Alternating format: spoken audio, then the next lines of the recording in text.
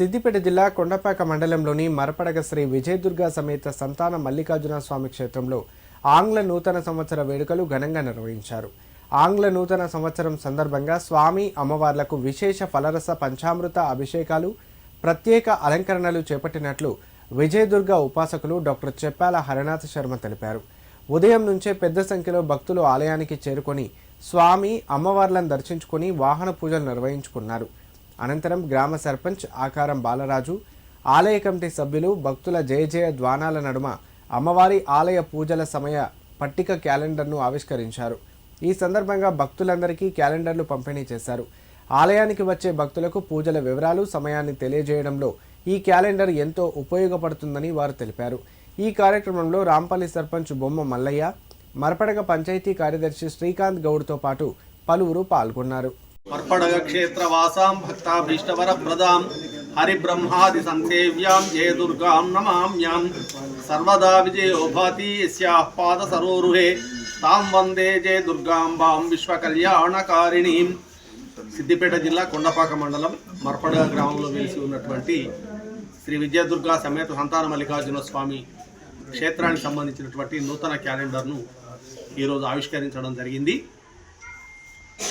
క్షేత్రంలో జరిగేటటువంటి కార్యక్రమాలన్నీ కూడా వివరంగా అందులో పొందుపరచడం జరిగింది.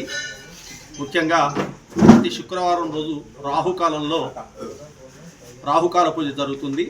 రాహుకేతు దోష నివారణ, కుజదోష నివారణ కోసం జరిగేటటువంటి ఈ ప్రత్యేక కార్యక్రమానికి సంబంధించినటువంటి వివరాలు, అదేవిధంగా ప్రతి నెల పౌర్ణమి రోజు నవావరణ హవనం జరుగుతుంది. అమ్మవారి యొక్క శ్రీచక్రంలో 9 ఆవరణలు ఉంటాయి. 9 ఆవరణకు సంబంధించినటువంటి ప్రత్యేకమైనటువంటి మంత్రాలతో నవావరణ హవనం జరుగుతుంది. ఆ నవావరణ హవనం ఏ రోజు జరుగుతుందో ఆ రోజు కూడా ప్రత్యేకించి హైలైట్ చేసి చూపించడం జరిగింది. అదేవిధంగా ప్రతి నెల ఆర్ద్ర నక్షత్రం రోజు సంతాన పాశుపత హవనం జరుగుతుంది, దాన్ని కూడా సూచించడం జరిగింది. అదేవిధంగా ప్రతి నెల మాస శివరాత్రి రోజు స్వామివారికి అన్నాభిషేకం జరుగుతుంది, దాన్ని కూడా క్యాలెండర్లో రూపొందించడం జరిగింది. ఈ క్యాలెండరు ద్వారా భక్తులు ఎవరైతే స్వామివారి యొక్క వివిధ సేవల్లో పాల్గొనాలని అనుకుంటారో వాళ్ళందరికీ కూడా తెలిసే విధంగా దీన్ని రూపొందించడం జరిగింది.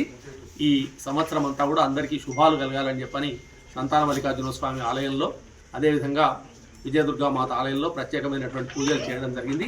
వాస్తవానికి మనం అందరం ఉగాది పర్వదినాన్ని కొత్త సంవత్సరంగా భావిస్తాం.